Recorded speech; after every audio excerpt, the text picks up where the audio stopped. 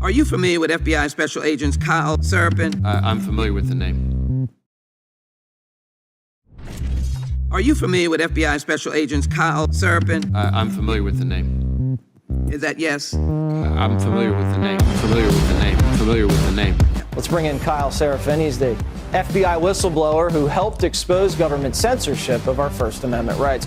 Now, we only have this memo because a recently suspended FBI agent called Kyle Seraphin brought it to the public, and we're grateful that he did. Kyle, thank you so much for joining us tonight. He's the host of something that strangely is called the Kyle Seraphin Show. Kyle Seraphin, I can't thank you enough for speaking out. I knew you guys were out there, and I knew it was just a matter of time, but you got a lot of guts putting your face and your name to this. You're doing a service on behalf of the American people, and from the bottom of my cracked and broken heart sometimes, thank you very much. Take a look behind the curtain with a real whistleblower and American patriot. Prepare to embrace the uncomfortable truth because this program has no time for comforting lies. Here is civil liberties enthusiast, Second Amendment defender, and recovering FBI agent Kyle Seraphin.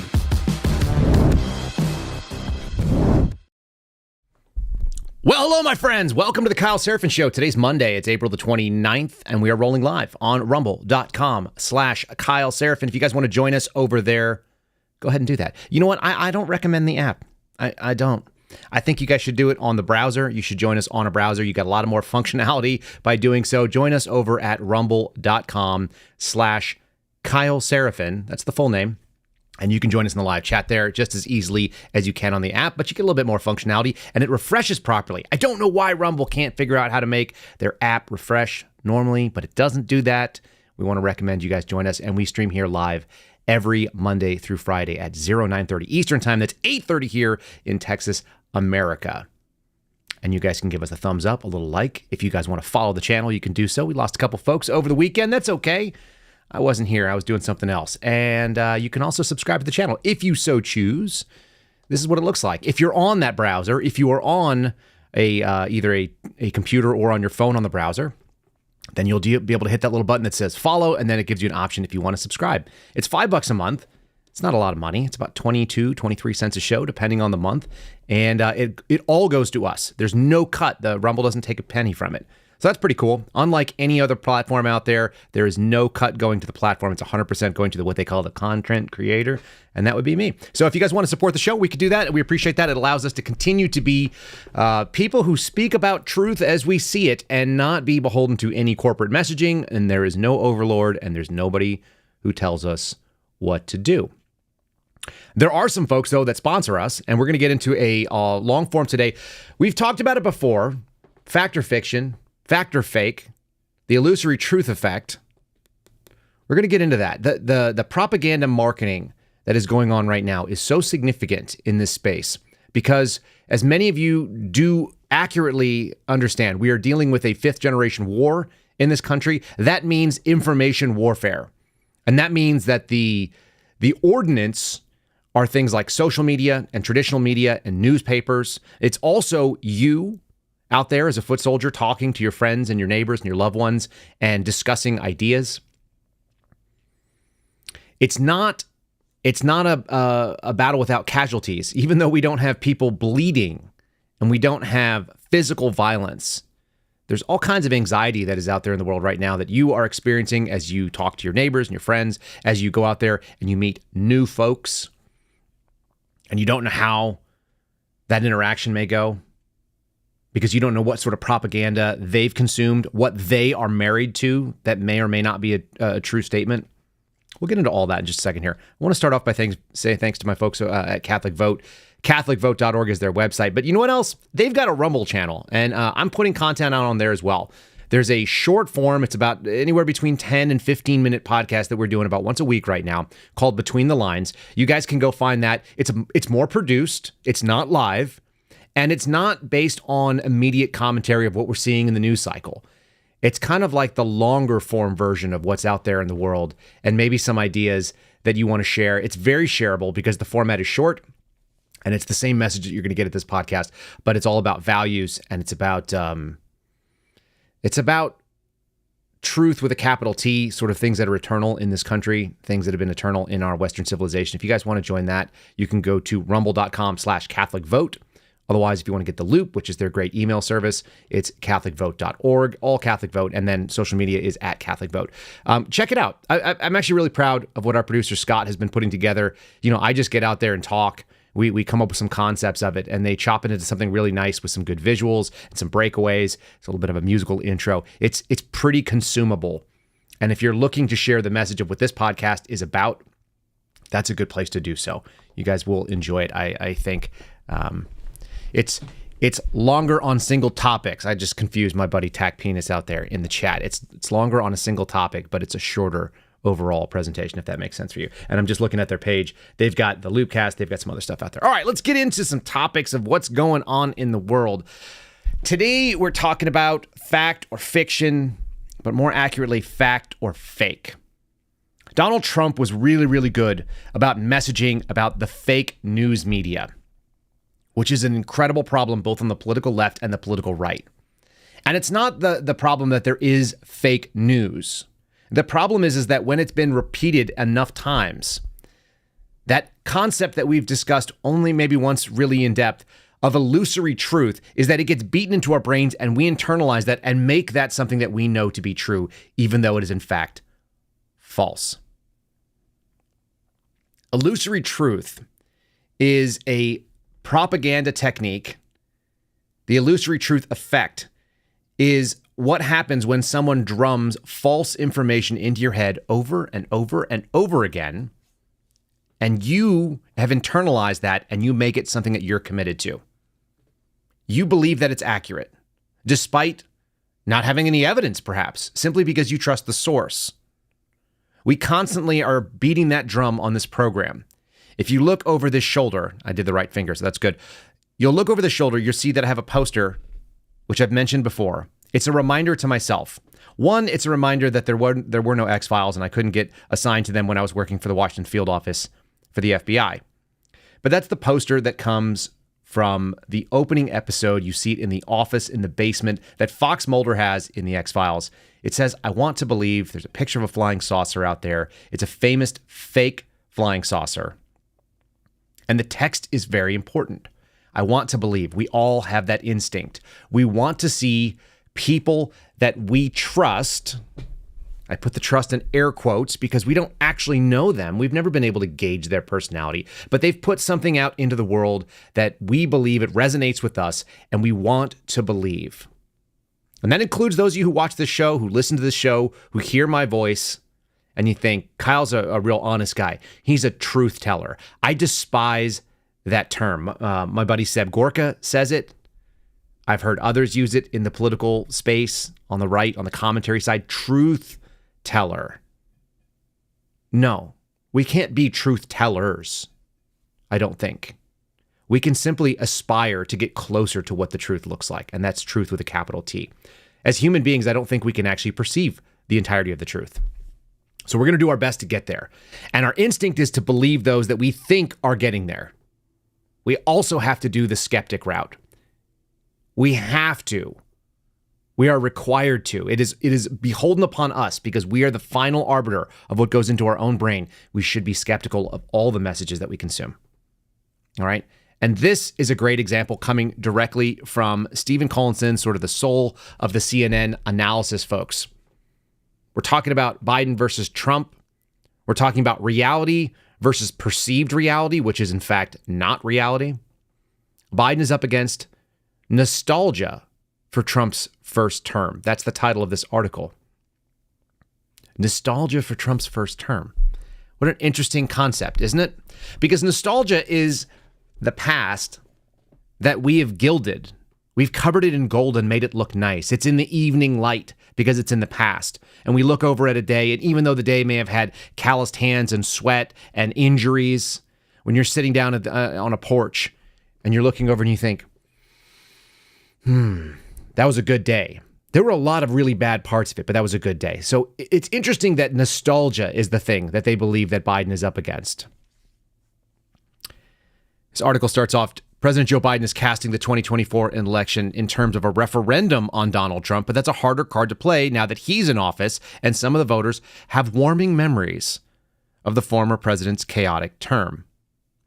It's very interesting to me that CNN calls Donald Trump's term chaotic, as though it were part of Donald Trump's message, as that was part of his plan. There were some things that were chaotic about Donald Trump. We should be very honest about that. His hiring practices were kind of chaotic, were they not? His ability to get decent people in and confirmed into various different places, kind of chaotic. Makes sense for a guy that's not a politician by trade. We're sort of okay with that. Chaos was always sort of the pitch that Donald Trump pushed out into the world. He wanted to create chaos. The major problem was with Donald Trump's term, if we're going to be very, very honest about it, was that Donald Trump created chaos and the established Republican base didn't move in to fill that chaos with order, right? I mean, they had all branches. They had both houses of Congress and the executive. They had the ability to go in there and do what needed to be done. And they were constantly waylaid by their own inability to get out of their own way. They couldn't just get an organized structure. When you have someone creating chaos, there leaves a vacuum. And the vacuum was filled exactly with what was there before. Donald Trump created disorder. And rather than ordering it in the image that Republicans hoped, nothing happened. And it went back to business as usual, which is why we still have this Swami thing. The deck was stacked against him. There's no question about it. I'm going to show you some examples of that later on in the show. Old examples from 2017 that even CNN knew were there. Very weird. However, the presumptive GOP nominee is showing progress in gathering Republican parties around him as his criminal trial is underway in New York City. Fuels claims that he is a victim of political persecution. And even the former AG, William Barr, who once said that Trump shouldn't be near the Oval Office, told CNN that he would back him. The former president met with Florida Governor Ron DeSantis, his former GOP primary rival, for several hours on Sunday. That was yesterday. At the same time, Biden is experiencing problems with key sectors of his own coalition, including younger voters. We're just 6 months before the election. A volatile political climate is throwing up multiple tests for two flawed candidates. And it is hard to pinpoint which issues will be decisive in November. That might be the most analytical and honest thing that I have seen on CNN since we started this program. We're 6 months out. It is a volatile political climate, and there are multiple tests for two flawed candidates. They are both flawed indeed. They're both too old, to be fair, right? There may be many reasons, if you want to go back and watch the Jumanji episode we did about why Donald Trump has to be the nominee right now. But they're both too old to be representing me and my family in a perfect world. Wouldn't it be nice if we had two decent choices and we had to choose between the best, as opposed to choosing between two imperfect choices that are so obviously imperfect, and we have to kind of just go, this is the best we're going to get out of this one. I always tell you guys straight the way that I see it, and that is that my perfect candidate is not running for office. I don't know who that would be, but it's certainly not anybody that's in the political atmosphere right now. It's very interesting that Collinson is talking about nostalgia, because right after that, I went over to MSNBC to see what this was about. And the nostalgia for Trump era is that we had a better economy, did we not? Although that tanked under COVID, so there's that complication, but that was external. We had a Supreme Court getting kind of online, doing the right things, some better decisions about guns. But we had some bad things as well. The nostalgia does actually give you a gilded sense that things are better than they are. But they were certainly better than what they are now. Most people know that. The estimates are like 10 million people have come into this country in the last couple of years of all kinds. We failed. We failed overseas in withdrawing from a conflict that had been going on for 20 years and had all of the ability to leave in a victorious way. Instead, we left a power vacuum over there and lost all the territory that our blood and our treasure was spent going after. We have two new conflicts, right? Things going on in the Middle East, also happening over in Eastern Europe. None of those things are ideal. Those are really bad for young people, it turns out. War is actually going to overwhelmingly favor cost on the younger generations. My generation is out. The young ones are in, and they don't like that. That doesn't look good. But isn't it interesting? Pivot over to MSNBC. This is an opinion piece. In addition to their sort of nostalgia claims, and there's some polling that says Donald Trump is looking really good, CNN polling, which I don't know if it's trying to lure a false confidence, but this one is saying that Biden is in a race against the clock to save the world from Republicans. Nothing like going full bore crazy, the existential threat, and that somehow Joe Biden's administration is going to save the world. You know, government operates inefficiently on purpose. It's not an efficient way of getting anything done. I'm going to dig deeper into this article. I think it actually shows some of that linear first dimensional thinking that we continue to see, and the danger of having an executive power that is too powerful, that is doing things that were never designed for the executive office. Before we get into that, if we're worrying about the world ending because Republicans coming in, or Democrats for that matter, you guys can sort of hedge against chaos, uncertainty in this country, and food instability. The inability to feed your family is a real serious problem in times of chaos locally. Doesn't matter whether there's a tornado that comes through your town, whether there's flooding, whether there's political unrest, so on. 4patriots.com/Kyle is the food prep company that we work with. The number 4, the word patriots.com/KYLE. You'll get the choice to prepare now, as opposed to waiting around and trying to repair and figure out what's going on. There's a new show that's on Netflix right now. It's not Netflix, on Amazon Prime, and it is based on a video game called Fallout. And you can see what happens when people don't have food. It is not very good. They're eating, rats and dogs and iguanas. You don't have to do that. You can go to 4patriots.com/Kyle. Prep yourself, at least for a little while. At some point, you're going to probably have to grow your own food, but that takes a while. You can prepare by buying up to a year's worth of food, thousands and thousands of servings at one time, and they keep for up to 25 years in American-made packaging. Go ahead and check out 4patriots.com/Kyle and get yourself prepped up. The world might be destroyed by Republicans. That's an interesting take. What they're saying here is that the EPA, this is the subtitle, is churning out new climate change policies to safeguard them against a possible GOP takeover next year. Now, these are all garbage, are they not? This is all these executive orders? Well, not in this case. We're talking about rules and regulations which are being passed by the Environmental Protection Agency under the Administrative Procedures Act. The Administrative Procedures Act is that 1946 legislation that I keep going back to as sort of the birthplace of the deep state, the bad idea theater, when Congress let go of their authority to lay out what the government is supposed to do with their time and money. The executive is not supposed to create policy. It's supposed to just execute policy. But in 1946, Congress decided, in their infinite wisdom, that legislation is hard, and ruling with 530 plus people is difficult to find consensus. So they gave up on it, and they handed it over to the executive. They did the one thing that our founding fathers were working against. They essentially gave sort of the power of almost a king over to the one person that's elected. That was at that time, you didn't even have, we still don't have the requirement that we can directly elect this person. This is actually supposed to be decided by our state legislatures. Did you know that? Direct election of the president, not a power that's contained within the people, not given to the people by the Constitution. The courts have actually gone recently, in the last couple of years, and it reaffirmed that the plenary power to name the electors that appoint the president, that vote on the president, that actually sits with the state legislatures, not with you as the person. It's worth noting. 1946, they gave up this power. And so now you have this frantic pace from the EPA and other agencies as well. ATF is doing it. The ATF has redefined what a gun dealer is. And what are they trying to do? They're trying to go after coal-fired power plants, one of the biggest sources of carbon dioxide in the country. You know, carbon dioxide, that toxic plant food that every one of you is creating every breath, that plants take in every day and turn into food for our food and for ourselves. Depending on who controls the White House and the Congress next year, many of the regulations are being locked in, and they could be swiftly rolled back. This is the opposite of how the founding fathers saw this government working. They thought it would be slow, methodical, and inefficient on purpose, so that the only changes they were able to make were when there was overwhelming sentiment by the people to push it forward.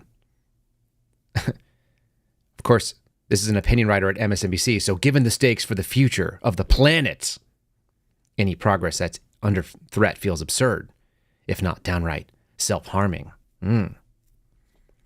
The crazy thing is this. They're trying to shut down coal-fired power plants. Now, this has been done. The attempt to get off fossil fuels has been done in other places to not very good effect. We actually saw it very recently happening in Europe.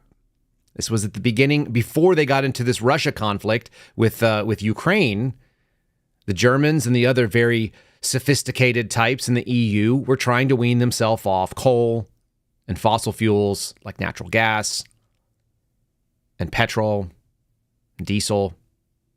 And then you see this article here. This is an old article from Reuters. Germans are warming up to coal and wood amid high gas prices in 2022 as that conflict was going on. Oh, Germans are snapping up wood and coal despite the arrival of spring, with an eye on climbing gas prices and uncertainties and the effect of a prolonged war in Ukraine. Well, that was April 1st of 2022. We are now 2 years away from that moment. That prolonged war in Ukraine does seem to be prolonged indeed. Oh. And what do? This is a cycle of hubris that we talked about the other day. When people start turning back to the things that worked before, it's because their new ideas are crap and they didn't work. Turning off to whatever renewable energies they thought they were going to get, they had to go back to wood and coal, like their ancestors had, like people have been burning for hundreds of years. Because the choice is pretty obvious. The choice is this. Would you like to save the planet and freeze to death, but at least you save this Gaia, this pagan Mother Earth situation? Or would you like your children to not freeze to death in front of you, and maybe that means you have to burn some things that result in carbon dioxide, that result in some carbons being released, in heating up the earth? If you remember, the studies have been done. It's not even close. More people die from cold weather than warm. The so-called climate emergencies. That happens when people freeze to death. They don't overheat to death. It's so wild how short-sighted these thoughts are. But human beings are fickle, and they are easily dissuaded by propaganda. They've been told that there's a moral good in abandoning fossil fuels, and so they followed it. And that's illusory truth, because there are still people out there talking about it. Those people also wear North Face jackets that are made with petroleum products. Those people still got to where they're going by airplane and by driving in petroleum-powered vehicles. Do they not? They do so and complain about it on iPhones, which are transported, again, not with coal or not with steam and some sort of like wind. They're not getting everything by sailboat. These people are still using the modern world. They're just acting like they're better than that because it gives them a sense of fulfillment because they don't have a God center at their life. So what do they have? This climate paganism, which I keep stealing from my friend George Hill, but it is a pagan belief. It's a worship of things that are not there. It's wild. Now, I wanted to get back to this Administrative Procedures Act. I want to get back to the EPA, the Biden administration saving us from the Republican possibilities. They did this before in a different way. They've already captured our instruments of government. Did you guys know that when Donald Trump came into office, the social media companies must have collaborated with government actors that were working against the newly elected president, Donald Trump? This is coming from January, the first week of Donald Trump's presidency, 2017. It started with one account. After the National Park Service tweeted photographs comparing the size of Donald Trump's inauguration crowd with the larger crowd at Barack Obama's, the incoming administration officials ordered the account to stop posting. A quote-unquote alternative account soon sprang up, tweeting criticisms of the president and attracting hundreds of thousands of followers. The @AltNatParkServe account was quickly followed by dozens more. There are now at least 50 unofficial or alternative accounts purporting to represent the government's staffers' or agencies' views. They use the official logos of the department they claim to represent, like the Environmental Protection Agency, NASA, or various park services. The accounts have come in the wake of Donald Trump's administration's crackdown on government agencies. The Park Service officials denied reports that the agency was ordered to stop using social media and that there was any sort of gag order in place. What you're seeing on the screen right now are pictures of the CDC, of the FDA, the rogue FDA. These are all resistance groups within the federal government. They all got identical accounts. CNN is being a little bit disingenuous here. They didn't attract hundreds of thousands of followers. They had cloned accounts that were created by people within places like Twitter. Did you all know that? The social media apparatus copied the accounts from the official government accounts and gave an alt/rogue group of people the exact same voice as the federal government's voice for people who wanted to know about what was going on, let's say, with whether or not a national park was open, or see pictures that were tweeted out, or whether there was some guidance being pushed out from the public health service like the CDC. The folks that were following those accounts got immediately copied over. There was a one-to-one copying. This has been studied by other people. CNN is not properly reporting this, but this was only 1 week into it. I got into this pretty deep when I first got public and first got on social media because it is incredibly weird to me. This is the depth of the corruption that we're talking about. This is why people believe things that are not true. The the resistance group, how many people do you think control a social media account for a federal government official account? A handful? The marketing people? Do you think that the park rangers that are going out there and keeping track of how many, grizzly bears are running around in Yosemite, do you think those people are on social media? No. It's some indoor dog in Washington, D.C. that's based in a building that has never even been to the national parks. Those are the people that are running it. We use the word woke a lot, but we're going to be talking about the people that are in there are probably college-educated indoor dogs that don't make any, they have nothing to do with the actual mission set of these agencies. They're not doctors. They're not conservationists. They're not biologists or geologists, right? They're social media intern kids. And they were out there pumping out propaganda for the entire 4 years of Donald Trump's presidency. He was working against not just against the American appetite for hating him, which was existing in the left-wing media ecosystem, but also against the government that he was supposedly in charge of. So when we talk about the Administrative Procedures Act ceding authorities from the executive, the second part of that is that they actually have to go along with it. The folks who work in those agencies, if they believe in government and we elect someone who's interested in smaller government or less government or more efficient government, that doesn't necessarily happen because there are a million ways that they can subvert it. And they did so under Trump. And we're talking about them, the Biden administration, rallying themselves to get ready again. This goes back to what we talked about with FISA a couple of days ago. When we talked about the FISA, remember, Barack Obama's administration on the way out authorized the FBI to have access to raw 702 data. You don't give your enemy the keys to your weapon systems. That's not what happened. Those agencies were already captured. So any argument that the FBI was, Trump's FBI was doing something, it's false. And this is just one more piece of evidence for you to go out there and debunk that as you talk to your neighbors. Again, we're talking about information war. The ability to dislodge false information with novel truth is an uphill battle. This is one more little piece of information, and it's coming from CNN. The most trusted source of the news, is it not?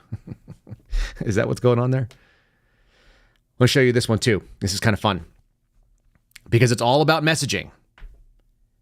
This blows my mind. MSNBC, again, this is the far left version of what we can cover in the mainstream. Christie's latest comments on Biden may have finally gone too far. The funny thing is this. The woman who wrote it, Susan Del Percio, a Republican strategist. So when you're reading this as an an MSNBC reader, someone who gets your information from that website on Morning Joe or whatever, you're like, well, that's a Republican strategist, and she agrees with me.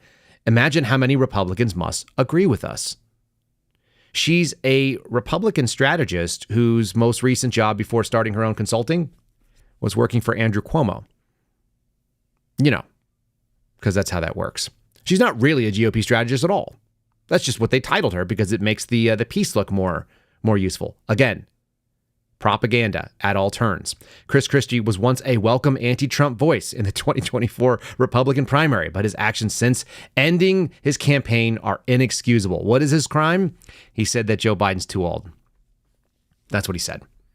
He said they're both too old. He said that he's, quote unquote, past his sell-by date. Christie said he won't be voting for Biden and that Trump is wholly unfit. He should have stopped there.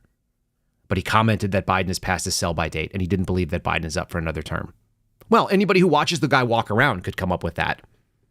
Isn't that interesting? Republican strategist says it's too far to talk about Biden's age. Biden knows he has to talk about his age. He did so at the White House Correspondents' meal or a dinner. And he thought it was fun.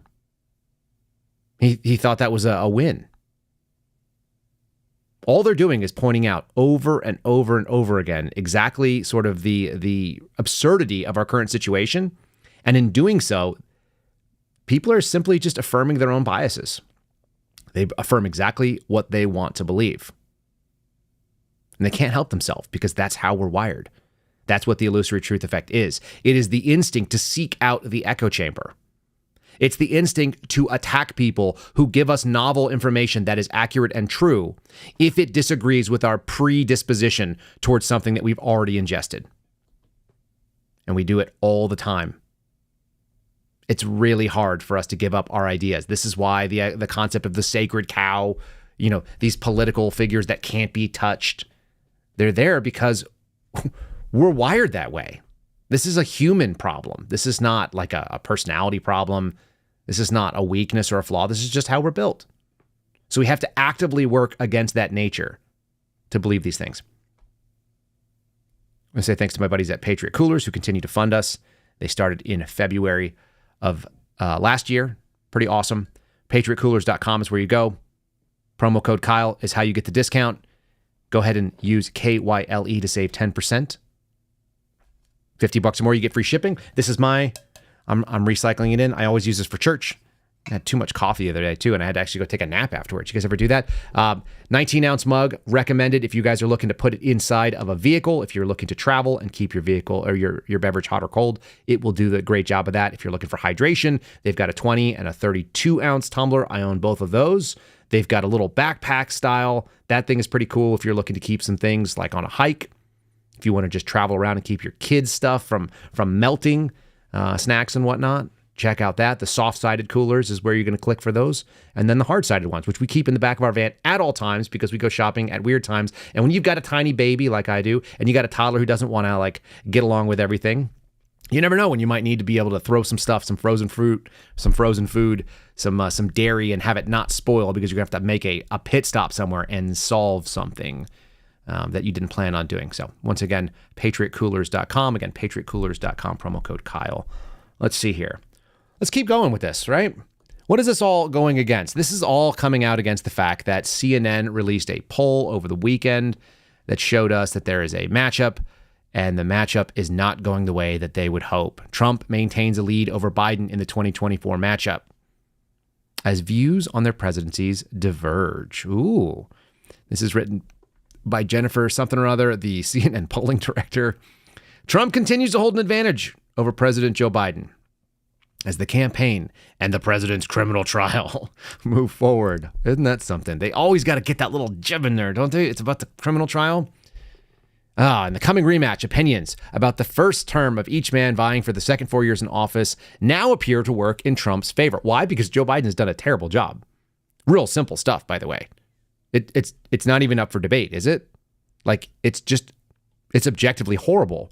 Looking back, 55% of Americans now say they see Trump's presidency as a success, while 44% see it as a failure. That's that's 10 points, which is great. That's a lot of people who thought it was a failure. I have no idea how they came up with that. Are they materially better off right now? Like the young people are crying about the fact that they're never going to be able to afford a home. But at least this guy is using unilateral power to wipe out debt, I guess, and saving them from their student loan payments. Not that they're doing anything good with it. Trump support at a poll showed registered voters.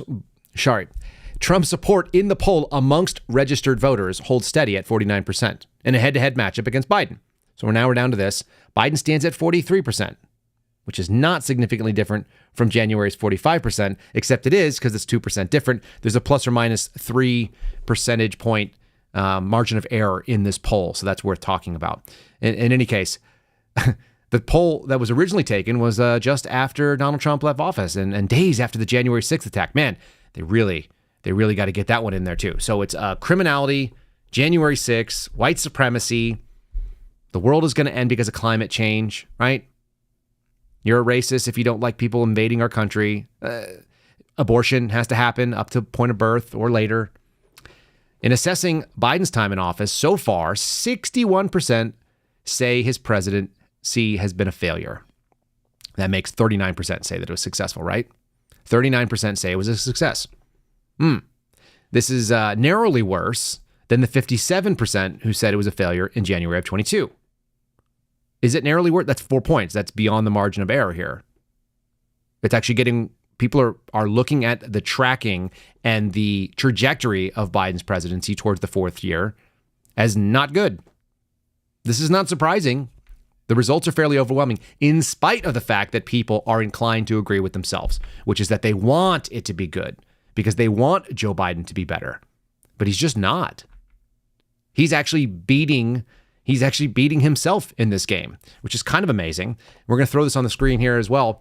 It notes that Trump is up basically 49 to 43%. That was the big headline that I walked away with. The big piece here is about the economy.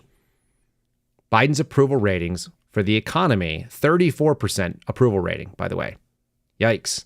And on inflation, only 29% think he's doing okay on that. Remains starkly negative. This is the place where Republicans should be running. Apparently, we can't run on values, we being Republicans. I'm not really one of them, but I'll throw myself into that category for the day. Republicans can't run on values because that's not in the camp at this point. The political right is not right or righteous per se. But they are correct when it comes to at least the idea of what's going on economically, which is that it's terrible right now, that it was better before, no matter what the stock market is doing. The inflation means that all of your wage gains are wiped out. The fact that people can't buy houses, and that we've seen like doubling in the last 4 years of a lot of the housing markets, particularly the ones I've been looking at, it's actually kind of wild. But all of you who think that Trump has won, I just saw somebody who says that, Truthagon just said Trump already won. Yeah? Except, did he? This is where it gets weird. Election 2024. Who's writing this one? This is New York Times. Biden jokes. Trump still leads. There's a significant number of people that have rosy recollections of his presidency. So even the New York Times is covering sort of this nostalgia angle.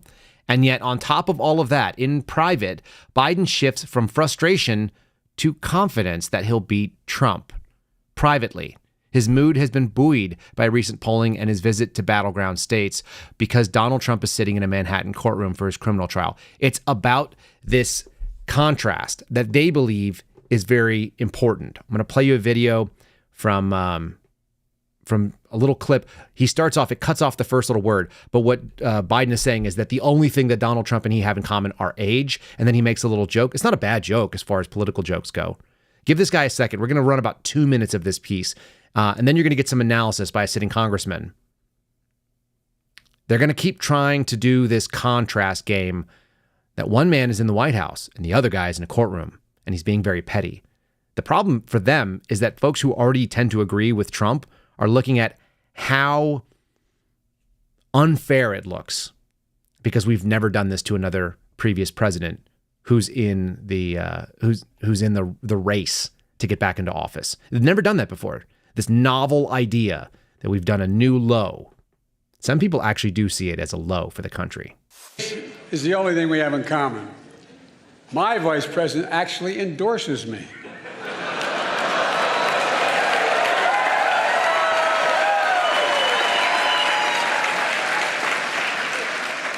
I had a great stretch since the State of the Union. Well, Donald has had a few tough days lately.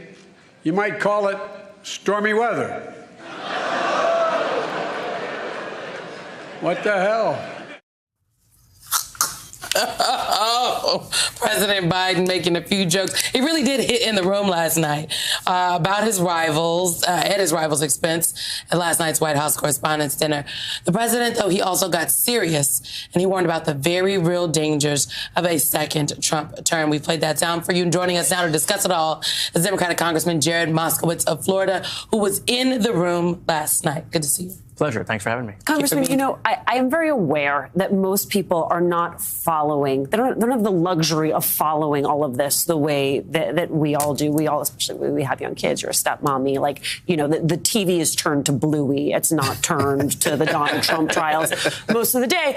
I do think, though, that the environment we now find ourselves in, even if you are not watching it minute to minute, there is a generalized sense that Trump is now in the court of law, that is his context. And whether or not you know the details of it, it puts him in that criminal light. And then Joe Biden is on the trail, is out there selling the accomplishments of his administration, and he's doing the work of being president of the United States. So even if you just know that top line, that already creates a pretty sharp contrast. Yeah, and I think you can see that in just how the communications has changed over the last couple of months, both from the President Biden's standpoint and the campaign, and President Trump. President Trump's out there talking about how the courtroom is cold, super cold, right. They're doing it on purpose, can't seem to get the temperature correct. Right, like that's what he's talking about. And Biden's out there talking about what he's done for the country and what he's going to do. Like, I don't even know what Trump's agenda is for the future. He doesn't talk about that. He talks about himself and in the courtroom. And that, I think, is one of the things why you're seeing is now that the President Biden is messaging, right, I think you're seeing the polls starting to move.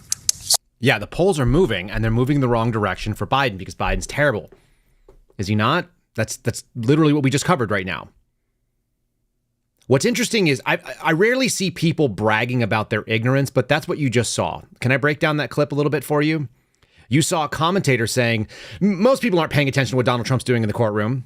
They're watching Bluey with their kids. You're a stepmom. You don't actually have children, but you're this fat black lady with a shaved head who, yucks it up because she's watching her guy. You don't really know what's going on, but you know what you're supposed to know, right? And then you have a congressman saying the same thing. I don't even know what Donald Trump is running about. But, Biden is out there and he's messaging and he's not stuck up in court. He's not being prosecuted by a special counsel, even though I think we saw that he probably should be if he's able to run for president. Isn't that the contrast? They both had classified documents. It's just one of them used to be president, and one of them used to be a clown show senator who supposedly showered with his kid and is a creep for 50 years. They're banking on ignorance. They're banking on the ignorance of their constituency, and that their audience also is so interested in being affirmed in what they believe that they are not going to investigate and try to dislodge those illusory truths that have been held, that echo chamber, that confirmation bias. None of those things are going to get dislodged by actually going and doing the work. And yet the polls continue to move. Why is that? Because people are materially worse off. When you just ask when the debate is. The debate is something that they have to shove off as long as humanly possible. Because the minute you put a much more coherent Donald Trump in front of this guy, no matter how much they hop him up on drugs, he's going to stumble. Especially if Donald Trump is smart to make the, not answer very long. Imagine if he just shut it down for a little bit and just deferred over and over again. That would be the right move. Here's where it's interesting. This is the most interesting thing to me. I wanted to do the meta analysis of it. This is a poll coming from NBC. So we've covered MSNBC, we've covered ABC, we've covered Reuters, a little bit of CNN, and some from the New York Times. This one, NBC News. This poll says Biden and Trump supporters sharply divided by the media they consume. There's an expression that if you choose your doctor, you choose your diagnosis. Some of you are familiar with this. If you go to an oncologist and you're having problems, they are going to explore cancer because that's what they know. If you go and you say, well, I have pain, and you go to a optometrist, they're going to think that it's ocular in nature and that's probably environmental and lighting. If you go to an orthopedic surgeon, they probably are going to say you're going to need a hip replacement or you're going to need some sort of surgical intervention, which is, by the way, very barbaric. Orthosurgeons are wild. If you choose your media, you're also going to choose your bias, which is why most of us have kind of given up, at least those of you who are joining me here, have probably given up on a lot of this stuff. There's a reason why I cover it, because it tells us where other people are sitting. And what you're seeing on the screen is the actual breakdown of this particular poll. The red lines are Donald Trump. The blue lines are Joe Biden. People who do not follow political news at all skew 53% to 27%. Obviously, some people don't in there. Skewed 53 to 27, overwhelmingly almost 2x to Donald Trump. People who get their news from Google or YouTube products, 55 to 39. Not quite, but it's almost a 50% difference in favor of Donald Trump. People who go to cable news, this is going to be all the other channels versus the Fox, Newsmax, OANN. 53-45. That's a little bit closer and closer to what we've seen in the actual split in this country. So the cable news seems to be a really good view of the overwhelming sort of bias in this country. Social media, almost dead even because this poll has a margin of error of 3.1 percentage points. 46% to 42%. So that could go 46-45. That could go down as low as, it could be that it's way skewed to the right, but more likely it's probably toward the middle. So social media is about 50-50, which is where that sort of information war is being alleged. Digital websites skew towards Democrats. That's interesting because people who are office workers who sit indoors and have access to digital websites, it's almost 50% to 40%, 39-49 in favor of Biden. So that tells you a little bit about who's out there. National news networks. This is your ABC, your CBS. Those folks all lean, not cable news networks, but national news. ABC, CBS, and NBC. 55% in favor of Biden against 35%. That's where his stronghold is. So your people that don't follow political news and are just looking at their life, those people tend towards Trump. The people that are getting the curated narrative of the national news networks, legacy news, are getting overwhelmingly towards Biden, to the point where if you go back to newspapers, which is even older than television or radio, 70% of the folks who get their news from newspapers versus 21% are in favor of Joe Biden. 70 to 21. That's a huge breakout. And isn't it interesting that almost all of the newspapers are owned by a few small folks, that they are almost all owned by just this very, very, very small sliver of folks that are pushing out this information? It's very deceptive. People think they're getting the truth, and they're just consuming propaganda. And as I said, so many folks want to just reaffirm their own biases. I want to cover something that's kind of fun. Everybody had a little taste of this. This media story has died down. I found it below the fold on, ABC. So I'm going to share that with you as well. Before we do that, let's say thanks to the folks over at Mad Hat Jerky. A lot of you guys are getting orders sent and received. The overwhelming feedback is how good it is, which is why I like it. MattHatJerky.com/Kyle. Again, Matt, M-A-T-T, hat, H-A-T, jerky, JERKY.com/Kyle. Use promo code Kyle at checkout. You'll save 20%. That's what's in it for you. 20% off an outstanding product that's moist, it's tender, it's all natural ingredients, and it's super tasty. It's high protein. Check out MattHatJerky.com/Kyle. You guys can sign up for, first get a sampler pack, figure out what you like. Mine right here, this is the one I've been saving. This is my last and my favorite before I got to reorder. This is the roasted garlic in the gourmet flank. It's USDA prime beef. It's super tasty. This is what fuels me when I'm sitting here and doing work all day. MattHatJerky.com/Kyle. And then MyPillow.com/Kyle is another way that you guys can support the show. If you're in the market for bedding or sheets or towels or slippers. Yeah, this weekend, my wife and I were talking about bath sheets, huge towels. And I just bought 3 of them. Mine are en route, so I'm looking forward to them. I am a former swimmer, so towels are like a big deal in my life, and same thing with my wife. We're going to try out the new towel set coming in. They are something like 68 inches by 3 feet. They're like 5.5 by 3 feet. They're monstrous. You could actually put them over a little kid's bed. You guys can go to MyPillow.com/Kyle, MyPillow.com/Kyle. Use the promo code Kyle to save up to 50% off. Yeah, I used my own promo code today. I probably could have talked him into just sending them to me, but I just bought them anyway, because why not? MyPillow.com/Kyle. You guys can support the show by going to that if you're in the market. So there you go. I'm looking forward to having my, I've had some MyPillow stuff. I didn't like the Pillow 1.0. I'll have to try the 2.0 at some point. I'm a pillow snob though, guys. I'm like the pillowiest snob you can find. All right. We're going to talk about dislodging a novel truth. Who killed Alexei Navalny? You remember him? The so-called opposition leader that got like this much of the vote, some little tiny single-digit percentage in Russia. Who killed him? Putin? Is that what we learned? Maybe the CIA? Wasn't that kind of the question? Always interesting when the political left ABC News puts out that Putin likely didn't order the death of Russian opposition leader Navalny. According to a U.S. official speaking on condition of anonymity, U.S. intelligence officials have determined that Russian President Vladimir Putin likely didn't order the death of the imprisoned opposition leader. Of course he didn't. It would have been stupid. It doesn't add anything to him. Interesting. Most people in this country, I feel like, blame the CIA for things. But they don't know what the CIA is, and they don't know how the CIA works, and they don't know anybody in the CIA. They've never worked with the CIA. They just have feelings about the CIA. And they go out there and they confirm them with other people who know nothing about the CIA. I've been accused of being part of the CIA as of the last couple days. Very weird. Never been to Langley. I have friends who used to work there. Who would do both on the FBI side and on the CIA side. I have friends who are CIA case officers. They're studs. They're awesome people. They signed up to do the same sort of things that I did. Some of them are the whistleblowers that have brought forward novel truths that are difficult to dislodge about COVID, about government operations.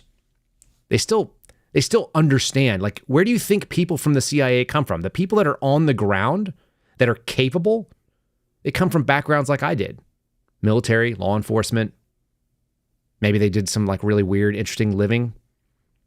They were, like a journalist in some rough place and then came back and were able to do something. My buddy used to work at the CIA. He was an FBI agent. He also pilots the boats for SEAL Team 6 for DevGru.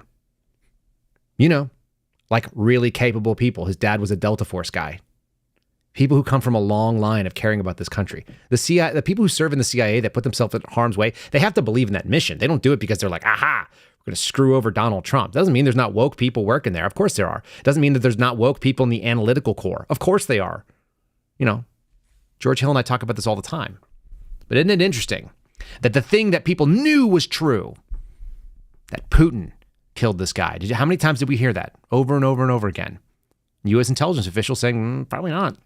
And they're pretty good at their job, it turns out. Getting overseas intelligence. It's what they do. They have a lot of capabilities to gather that information. They said that it was possible that he was indirectly responsible. He was ultimately responsible because of the situation. The guy was in prison, because he endured brutal conditions during his confinement. But the intelligence community found no smoking gun that Vladimir Putin was aware of the timing of Navalny's death or that he directly ordered it. The official spoke on condition of anonymity. So once again, we are seeding this information out there. I don't think it does the thing they think it does. All it tells us is that, Putin probably didn't do it because there was no upside to it. Once again, the information that makes the most sense is also probably the most likely to be true, which is that there was no political benefit for Putin to kill off this guy. This guy wasn't a real threat to him. He's kind of a pain in the ass. Why would you go and attack him? Putin's not nearly apparently as petty as people in our government, in our country. Go figure. They would totally do that in this country. If you guys don't think so, you're not paying attention. I got one more for you. How about this one? Apparently, Ukraine is not winning. I cannot figure out why. I was told that it should be winning. We're giving all of our money. We're giving more money in the most recent bill than we used to support the United States Marine Corps. And yet, Ukraine's army chief reports that a tactical retreat in the east has been necessary. The Ukrainian troops have been forced to retreat from villages, 3 different ones in particular. Ukrainian troops have been forced to make a tactical retreat from 3 villages in the embattled east, as the country's army chief says, warning that a worsening on battlefield conditions and situations for Ukrainian forces wait, as they hope for much-needed arms from a huge U.S. aid package to reach the combat zones. Oh, well, there it is, huh? You'll see here a Washington-based think tank predicted late Saturday that Russian forces will, quote, will likely make significant tactical gains in the coming weeks as an acute ammo shortage continue to hobble Ukraine's defense efforts. Why is this second-rate power like Russia able to step in there when it has the other side? Ukraine has all the backing of U.S. special advisors, I'm sure of it, and the training that we have, and we're giving them access to our munitions and some of our weapon systems. Why is all that? Is it because the money's not going where it's supposed to go? I had a guy come to me. He came from a classified military unit that works in counterterrorism. Some of you know what I'm talking about. and we spoke, and he said he was there doing training command for the Ukrainians. That they were so light on ammunition in the training of Ukrainian forces. This is about a year old information at this point. They were so light on munitions that each soldier who was being thrown into the frontline meat grinder was given 5 bullets in order to test fire a weapon. We would call that weapons fam. At the FBI Academy, you get 5 slugs and I think about 5 double-aught buckshots on a Remington 870, just so that you're familiar with the weapon system. Weapons fam. Weapons fam is not training. It just means that you've picked it up before. It doesn't mean that you're competent. It doesn't mean that you have a base level. It doesn't mean that you're going to be able to even use it under any kind of stress. Weapons fam is what they're doing, and then throwing men into the breach to go out there and see what happens. $60+ billion, folks. $60+ billion of our money is going to weapons familiarization and an entire generation of men getting mowed down at the hands of a superior enemy force. It's not shocking. How come we're not hearing this being shouted from the rooftops, that Ukrainian forces are being destroyed pretty much everywhere that they engage? And you're not going to hear other people talking about how Navalny was actually not killed by Putin. It's far more reasonable that another outside intelligence agency would do a setup on that. As I said, it's always, for me, about what's true, who benefits. Is that person that we're talking about in a position to actually make these proclamations? Do they actually have an understanding of what's going on? I'm going to touch back on it. I took my own advice this weekend. I walked away from social media at 0800 before this show started on Friday, and I hadn't been back on it until last night. And it was awesome. We went hiking, went to church, hung out with the kids, did some bike rides, got some boxes packed, got ready for some of the things that needed to go on. We got a lot of time away from the stupidity. And when I came back on, I saw that multiple million people had seen the video that I had posted of James O'Keefe, who's basically helping get a young girl drunk in a bar. That girl ended up being treated by an ambulance, and as I understand it, was transported to a hospital. That's all sad. And everybody wants to make excuses because everybody forgets who the people are that they're backing. Why do we need to we shouldn't have to make excuses for folks. You don't know them. In fact, James O'Keefe is actually fundraising on the fact that, quote unquote, Kyle Seraphin's attacking him. I didn't attack him. I just released a video that he made because he's a bad person. He does bad things. Look, he's a real shit human being. If you guys are upset about that and that bothers you, see ya. You shouldn't have to make excuses for your political heroes. We shouldn't be making them. You should be skeptical, right? You should be skeptical. You should want to believe and then fight that want, that need to do it. You should try to see, are there actual truths that are coming out that change the way that you evaluate the system? Anyway, I recommend all of you guys getting away from social media as much as you can. This is something that has been brought to my attention. Again, we talked about it real briefly. I just wanted to read it because it just, again, novel information. You didn't know, probably many of you, that there were alternate accounts for the social media that showed that we had the federal government working against Donald Trump at the beginning. Imagine if you had known that, all right? You sort of sensed it, but it didn't go big. I didn't hear anybody talking about that. That should have been front page news. This is also worth noting. This is coming from Forbes. This goes back over a decade. CNN correspondent Abby Boudreau, punk's a punk. And the story is that James was trying to lure this woman. You see her. She's a pretty blonde lady. She's still a pretty blonde lady, by the way. She does network news. She's done a TED Talk about this whole experience. But she was doing a profile on people like Lila Rose, who I think is great, and Hannah, whatever her name is. I'll have to pull it down here. Maybe it's in here. Who went over and took over at Project Veritas, who I've met. She's a sweet girl. Her husband's a nice guy. This was what you're seeing on the right-hand side of the screen is the equipment needed to do a sex sting on a CNN correspondent. And this was the idea created by James O'Keefe. I'm just trying to show you that for over 15 years, his idea of how to set up women and how to get information from them has not been good. And this is part of it. Equipment needed, video, hidden cameras on the boat, tripod and overt recorder near the bed, quote, an obvious sex tape machine, props, condom jar, dildos, music, Alicia Keys, 80s romantic songs that are typical of James, avoid Marvin Gaye, too cliche, lube, a ceiling mirror, Posters and paintings of naked women, Playboys and pornographic magazines, candles, Viagra and stamina pills, fuzzy handcuffs, and a blindfold. He was going to try to lure in a female CNN reporter because that's how you go and debunk the mainstream media. This guy is a child. He's mentally a teenager. Quote, as the operation is ongoing, James will have to adapt and adjust to her mood and her reaction. If she's pulling away, withdraw and pull her back in. If she's unsure, comfort her and reassure her. Vacillate between somewhat serious interview and the come-hither persona as needed in order to diffuse her judgment and also keep her on the boat so we can get the story. This thing was like what he conceived of as how women operate. They're sex toys to be manipulated for a story. And like, what would that even prove? Would it prove anything at all to anybody? He thinks way too highly of himself and his sexual prowess, and that's only gotten worse in the last 14 or 15 years.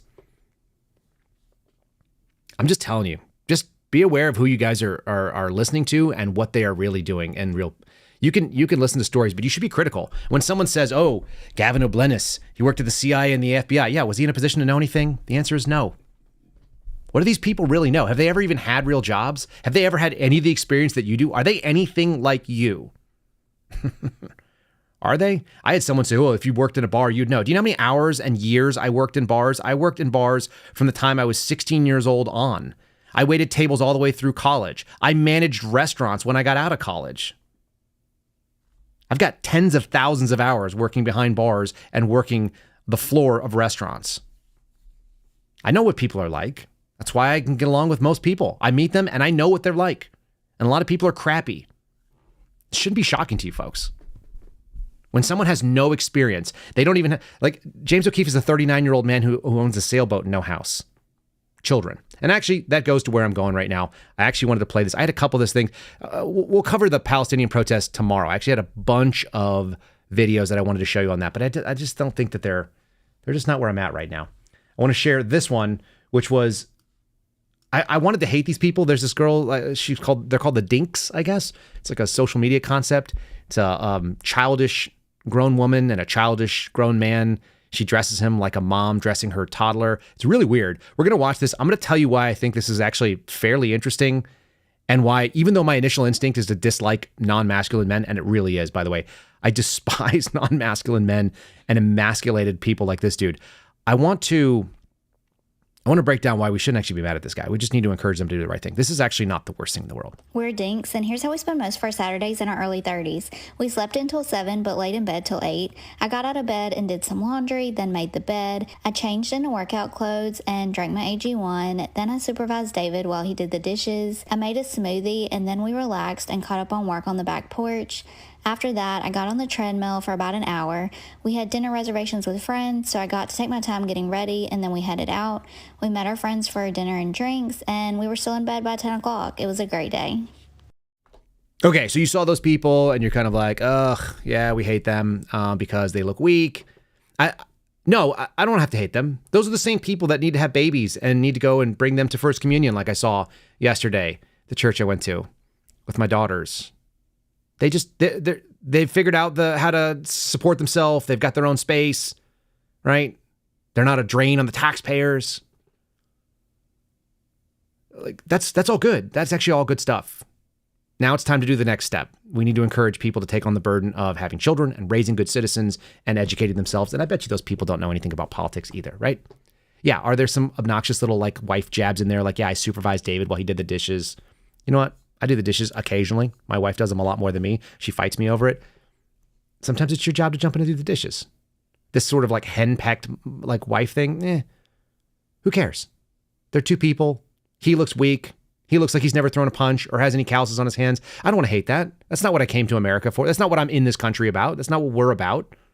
Let's just encourage them to go do the next step, which is become an adult, take on the burden of raising the next generation of citizens like everyone did before you, and teach your kids the same way your parents taught you how to be a decent person, how to marry one person that's of the opposite gender. Like, they're fine. They're not my problem. They're not our enemies. I do want to show you what it does look like, though. I'm going to do one last little thing. We'll do the merch store here so you guys can talk or can support the O'Boyle family if you want to support the Suspendables. I'm actually wearing a one-off red badge shirt. I have no idea what this is. It's got nothing on the back. It's very cool. You guys can get many of the existing designs right now at the-suspendables.com. That's the O'Boyle family sweatshop portal, the-suspendables.com. And if you use a promo code Kyle, we don't make any money off it, but you'll save a few bucks. You'll save 10% there. So knock that out if you are so inclined. If you want to get a handsome-looking T-shirt or any of the pins or the hats, which are probably almost gone. I think there's some beanies that are coming in the future. I don't know. We'll probably start them at the end of the summer kind of deal. Check them out. The-suspendables.com, promo code Kyle, and keep my buddy afloat over there as he continues. It gives him something to do. Garrett needs something to do. This is kind of like point of view, like POV video. I saw this and I immediately was struck by American conservatives, and I'll use that in air quotes because there are many things that are not being conserved, but American conservatives thinking they're in the middle of what victory looks like, right? Dunking on the libs, we're calling out inaccuracies, we're showing things that are fake and calling the fake news, we're getting social media wins and viral moments. That's all wins. And then when it comes to governance, you'll see the end here. That's exactly what governance looks like. So watch this one here. Move it.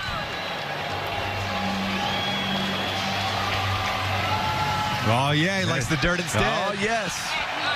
Oh yes. Oh yeah. Quick. Can't quite get that launch angle down yet.